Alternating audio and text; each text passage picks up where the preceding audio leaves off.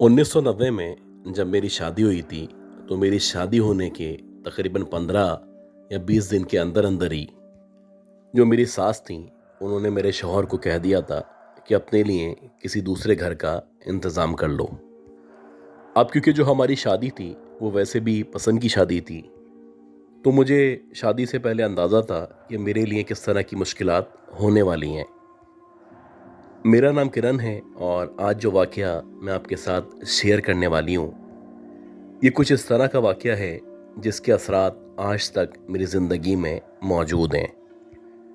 जब मेरी शादी हुई तो ये जो शादी थी, क्योंकि एक पसंद की शादी थी, तो मुझे वहाँ पे यानी अपने ससुराल जाते ही बहुत सारे मसाइल का सामना करना पड़ा। खैर, जब हम लोगों ने अपने लिए घर की तलाश शुरू की तो हमने सबसे पहले औरंगी टाउन सेक्टर 15 में घर को तलाश करना शुरू किया। और ऐसा ही हुआ कि मेरे हस्बैंड ने बिल आखिर कुछ कोशिशें की और इसके बाद फाइनली एक घर हमें किराए के लिए मिल गया। अब ये जो औरंगी टाउन का एरिया है, ये कुछ इस तरह का एरिया है कि आमतौर पे यहाँ पे जो घर बने हुए हैं वो बहुत ज़्यादा क़दीम हैं। ज़्यादातर जो घर हैं उनकी जो हाइट्स हैं वो बहुत कम हैं, यानी कि मुश्किल से इनकी जो छत हुआ करती है वो 7.5 से 8 फीट के दरमियान हुआ करती है। और आम तौर पे वहाँ पे जितने भी घर मौजूद हैं वो सिंगल स्टोरी हुआ करते हैं। खैर, ये जो घर था जो हमें मिला, बेसिकली ये 2 कमरों का घर था। बहुत छोटा सा घर था, वैसे ही ओल्ड कंस्ट्रक्शन थी और आप कह सकते हैं कि इसमें बहुत ज़्यादा कंजेशन मौजूद थी। वैसे ही शुरू शुरू में जो भी हमारा सामान था हमने अपने घर से, यानी मेरा जो ससुराल था, वहाँ से इस किराए के घर में शिफ्ट करना शुरू कर दिया। 3 से 4 दिन के अंदर अंदर ये जो भी सामान था इसको वहाँ पे शिफ्ट कर दिया गया और फाइनली मेरे हस्बैंड ने और मैंने उस घर में रहना शुरू कर दिया। अब घर में जैसे ही एंटर हो तो लेफ़्ट साइड पे कुछ छोटी सी सीढ़ियाँ थीं, जो कि 10 या 12 सीढ़ियाँ थीं। क्योंकि जो छत थी उसकी इतनी ज़्यादा हाइट नहीं थी, इसीलिए जो सीढ़ियाँ थीं वो भी बहुत कम थीं। मेरे जो हस्बैंड थे वो बेसिकली एक इंडस्ट्री में काम किया करते थे और उनको वापस आते आते रात के तकरीबन 11 या 12 बज जाया करते थे। तो शुरू में मैंने इस तरह से रूटीन बनाया कि रात को 9 साढ़े 9 बजे तक जो भी मेरा खाना वगैरह था वो मैं तैयार कर लेती और जब मेरे हस्बैंड आते तो मैं उनके साथ खाना खाया करती थी। तकरीबन 1 हफ्ते तक जो कुछ चल रहा था वो बिल्कुल नॉर्मल था, लेकिन 1 हफ्ते के बाद मैंने नोट करना शुरू किया कि जब मैं खाना बना लेती हूँ या खाना तैयार कर लेती हूँ तो उसके कुछ देर के बाद वहाँ से खाना गायब हो जाता है। एक दफ़ा हुआ, फिर दूसरी दफ़ा हुआ और जब तीसरी दफ़ा ऐसा हुआ तो मैंने अपने हस्बैंड को कहा कि जब भी मैं खाना बनाती हूँ तो उसके कुछ देर बाद या तो कभी सालन गायब हो जाता है या कभी ऐसा होता है कि जो रोटियां होती हैं उनमें से आधी गायब हो जाती हैं।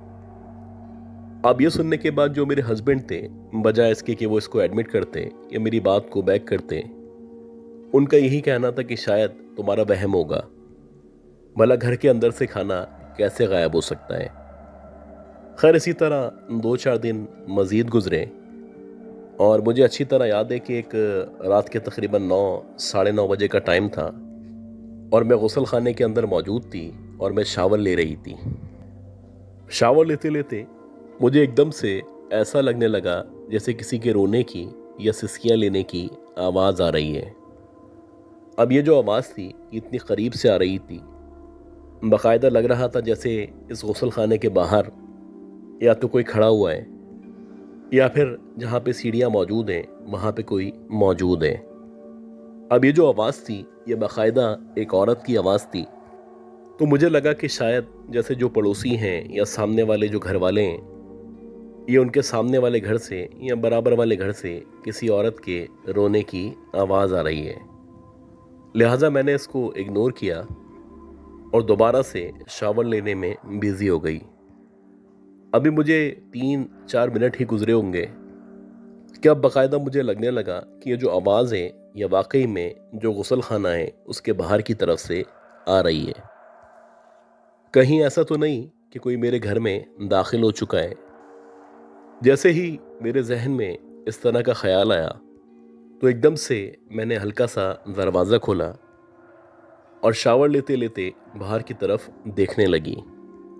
अब जैसे ही हल्के हल्के करके मैंने दरवाज़ा खोला और सामने की तरफ देखना शुरू किया तो जब सबसे पहले इस स्टेयर्स के ऊपर मेरी नज़र पड़ी तो मैंने एक अजीब मंजर देखा। मैंने देखा कि जो स्टेयर्स हैं उनकी तीसरी या चौथी सीढ़ी के ऊपर बाकायदा एक औरत बैठी हुई है जिसने अपने सर को ना सिर्फ झुकाया हुआ है, ऐसा लग रहा है जैसे वो सर झुका के या अपने सर को घुटनों के दरमियान रखे बहुत बुरी तरह सिसकियाँ ले लेके रो रही है। इसने सब्ज कलर का लिबास पहन रखा था और बज़ाहिर देखने से ऐसा लग रहा था जैसे उसने कोई साड़ी पहन रखी है। और आमतौर पे अगर आप औरंगी टाउन की बात करें तो वहाँ पे जो कम्युनिटी रहा करती है उस कम्युनिटी के अंदर आमतौर पे साड़ियों का ज़्यादा इस्तेमाल किया जाता है। अब जैसे ही मैंने बाहर की तरफ उस औरत को देखा जो कि यकीनन एक अजनबी औरत थी जिसको ना मैं जानती थी और ना ही उसके बारे में मुझे कोई मालूमात थी, तो मैंने फ़ौरन से न सिर्फ दरवाज़ा बंद किया बल्कि दरवाज़ा बंद करने के बाद मैं अजीब कैफियत में मुब्तला हो चुकी थी। मेरी समझ नहीं आ रहा था कि मैं अंदर रुकूं या बाहर निकल के जाऊं और उससे पूछूं कि आखिर तुम कौन हो। अगर वाकई में ये कोई चोरनी है या इसके साथ कुछ लोग हैं जो इसके ज़रिए से हमारे घर में दाखिल होना चाहते हैं, तो इस वक्त मेरा वॉशरूम से बाहर निकलना कतन ठीक नहीं है। ये सोचने के बाद मैं अंदर ही रुकी रही और मुझे पता था कि जो मेरे हस्बैंड हैं वो 10 या 15 मिनट में पहुंचने वाले हैं। तकरीबन 15 मिनट के अंदर अंदर मेरे जो हस्बैंड थे वो एकदम से दरवाज़ा खोल के अंदर दाखिल हुए। अब उन्होंने जैसे ही दरवाज़ा खोला तो मुझे यकीन हो चला कि ये मेरे हस्बैंड ही हैं, क्योंकि इस कमरे की या इस घर की जो चाबी थी वो मेरे हस्बैंड के पास ही मौजूद थी। खैर जैसे ही उन्होंने दरवाज़ा खोला और वो घर के अंदर दाखिल हुए तो मैंने फ़ौरन से आहिस्ता आहिस्ता करके जो वॉशरूम का दरवाज़ा था उसको खोलने के बाद बाहर की तरफ देखा।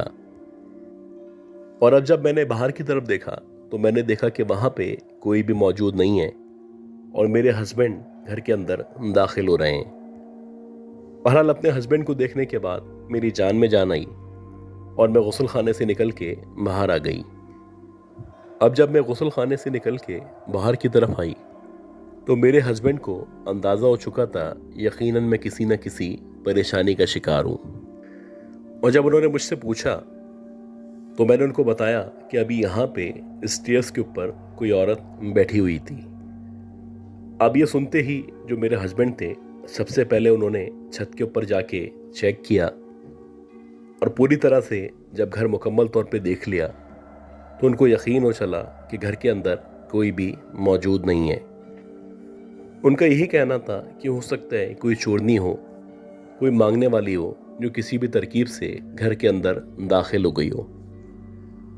अब जब उन्होंने इस तरह से कहा तो मेरा थोड़ा सा हौसला बहाल हुआ और मुझे लगने लगा कि वाकई में कोई न कोई इसी तरह की औरत होगी जो चोरी की नीयत से न सिर्फ घर में दाखिल हुई होगी बल्कि उसको जब लगा होगा कि कोई आने वाला है तो वो बाहर निकल के कहीं चली गई होगी।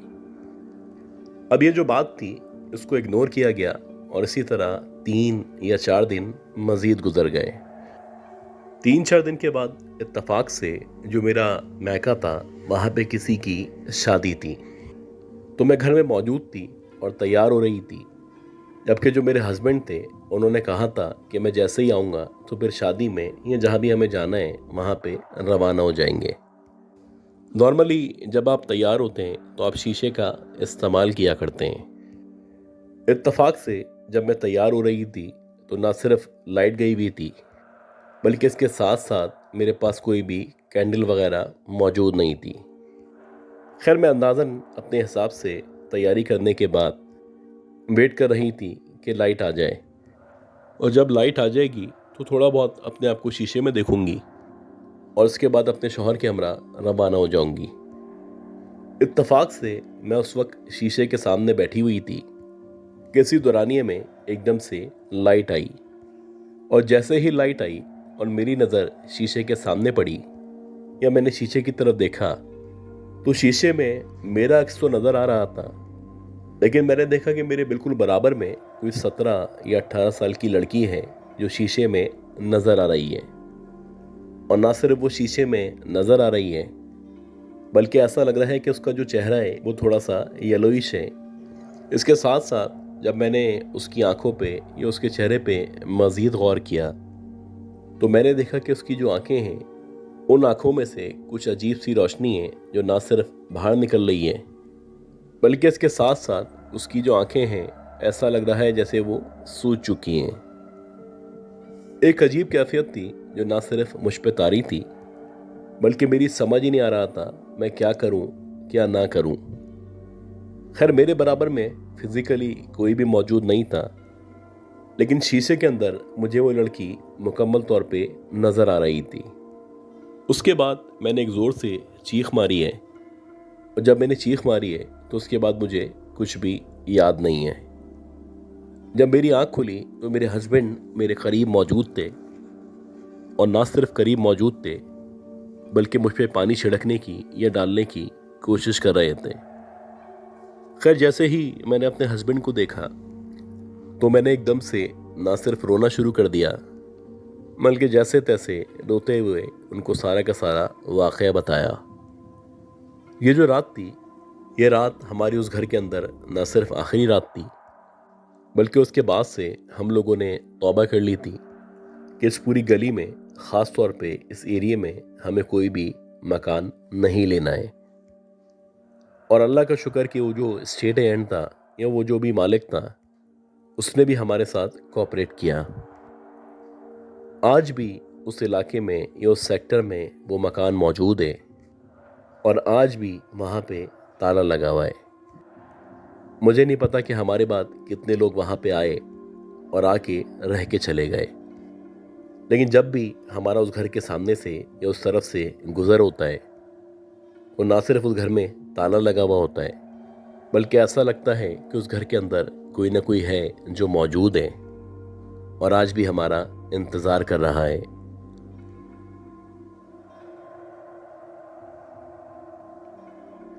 मेरा नाम नकीब ख़ान है, और मुझे अच्छी तरह याद है कि 2006 और 2007 में जब मेरी जॉब छूट गई थी, तो मेरी समझ नहीं आ रहा था कि मैं क्या करूं। मुख्तलिफ जगह जाता, इंटरव्यू देता, लेकिन कहीं पे भी ना मेरी जॉब लग पाती और ना ही मेरे रोज़गार का कोई इंतज़ाम हो पाता। बिलाखिर काफ़ी अरसे तक परेशान रहने के बाद मेरा एक दोस्त था, मैंने उसकी साइकिल ली, और उसकी साइकिल लेने के बाद एक पानी की बाल्टी ख़रीदी। और अक्सर ऐसा होता कि मैं साइकिल चलाते हुए पानी की बाल्टी को साइड में बांध देता और मुख्तलिफ ऑफिस के आगे जाके खड़ा हो जाता। लोगों से पूछता कि अगर किसी के पास गाड़ी मौजूद है और अगर वो मुझे मौका दे तो मैं उसको साफ कर सकूं। शुरू शुरू में ये जो काम था ये मुझे अजीब लगा करता था, लेकिन आहिस्ता आहिस्ता करके न सिर्फ मेरी आमदनी में इजाफा होता चला गया, बल्कि बहुत सारे लोग इस तरह के थे जिन्होंने मुझे कह दिया था कि आप रोज़ाना या एक दिन छोड़ने के बाद हमारी गाड़ी को साफ कर दिया करें। अल्लाह का शुक्र है कि मेरा जो काम था वो आहिस्ता आहिस्ता करके बढ़ता चला गया, और एक के बाद दो, दो के बाद तीन, तकरीबन आप कह सकते हैं कि मेरी 50 गाड़ियां थीं जिनको मैं रोज़ाना साफ किया करता था। ये कहने को तो एक छोटी सी जॉब थी, लेकिन इस जॉब के ज़रिए मेरी अच्छी खासी आमदनी बन जाया करती थी। अब शुरू शुरू में जो मैं काम किया करता था तो मैं दिन में काम किया करता था, लेकिन दिन में गर्मी बहुत ज़्यादा हुआ करती थी, तो उसके बाद मैंने आहिस्ता आहिस्ता करके अपने काम को शाम से रात में शिफ्ट करना शुरू कर दिया।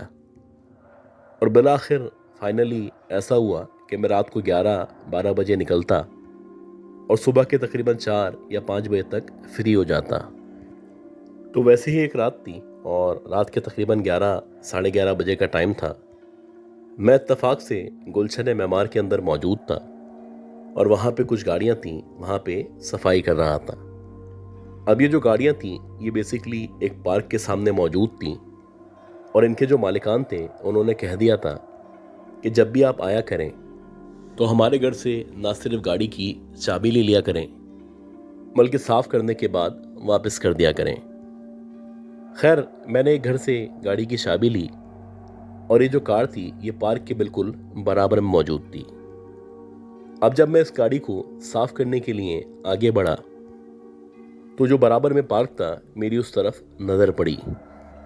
ये जो पार्क था ये आमतौर पे शाम के 6 या 7 बजे तक बंद कर दिया जाता था। अब क्योंकि पार्क में ग्रिल मौजूद हुआ करती है तो अगर पार्क बंद भी हो जाए तो पार्क के अंदर की तरफ का जो भी हिस्सा है वो मुकम्मल तौर पे नज़र आया करता है। खैर, गाड़ी साफ करते करते या गाड़ी की तरफ बढ़ते बढ़ते जब मेरी नज़र पार्क के अंदर की तरफ पड़ी तो मुझे पहले ऐसा लगा कि जहाँ पे झूला लगा हुआ है जो कि बच्चों का झूला हुआ करता है वहाँ पे कोई ना कोई बैठा हुआ है।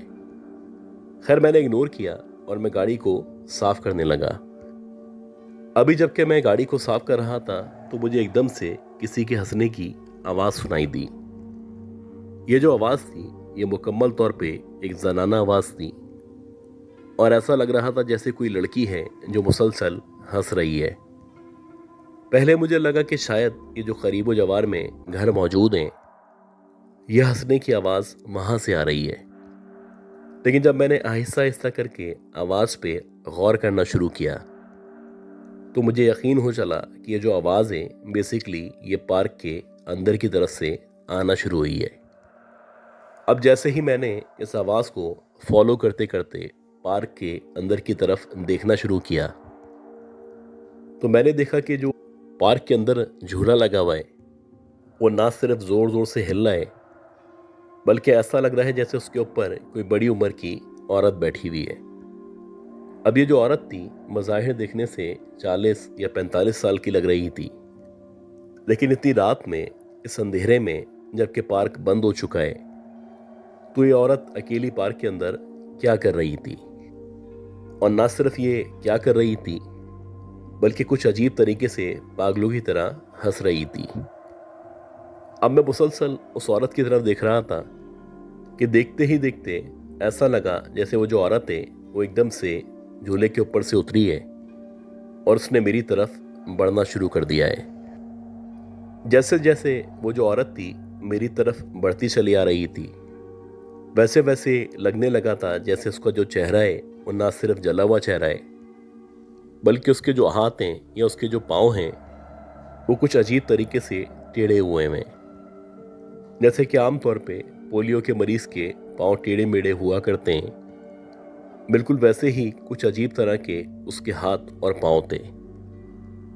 ना सिर्फ उसके हाथ और पाँव टेढ़े मेढ़े थे बल्कि वो जिस तरह चल रही थी ऐसा लग रहा था जैसे वो चल नहीं रही बल्कि वो बाकायदा उड़ती हुई मेरी तरफ बढ़ती चली आ रही है। जैसे ही उस औरत को मैंने अपनी तरफ उड़ते हुए या चलते हुए आते देखा तो एकदम से जो मेरे औसान थे न सिर्फ खता हो चुके थे बल्कि मुझे यकीन हो चला था कि कम से कम ये कोई इंसान नहीं है। जो भी बाल्टी वगैरह या साइकिल मेरे पास मौजूद थी मैं फ़ौरन से उस तरफ लपका। जल्दी से मैंने बाल्टी उठाई और उसको साइकिल के ऊपर रख के साइकिल को दौड़ाना शुरू कर दिया। जैसे ही मैं साइकिल को दौड़ाता हुआ आगे बढ़ रहा था तो बाकायदा लग रहा था जैसे कोई मुकम्मल तौर पे मेरा पीछा कर रहा है और ना सिर्फ पीछा कर रहा है बल्कि जो भी मेरा पीछा कर रहा है वो बहुत अजीब तरीके से हंसता चला जा रहा है। अल्लाह का शुक्र कि मैं खैरियत से वहाँ से आगे निकल आया, लेकिन उसके बाद से मैंने तौबा कर ली थी कि ख़ास तौर में रात के औकात में या इतनी लेट नाइट इस पार्क की तरफ, इस एरिया की तरफ नहीं जाना है।